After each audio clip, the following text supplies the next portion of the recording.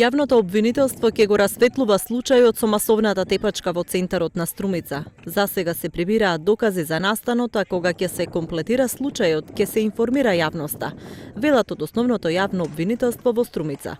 Расправијата според очевидци почнала уште во казиното Принцес, каде вработена девојка била вербално нападната и се заканувале со ножеви и секири.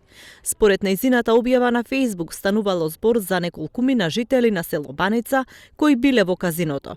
Од казиното Принцес денеска не сакаа да го коментираат случајот, а девојката не била на работното место. Според објавената видеоснимка, тепачката се случувала тука, непосредно до градскиот плоштад, каде што само на 10 метри е и казиното во кое започнал инцидентот.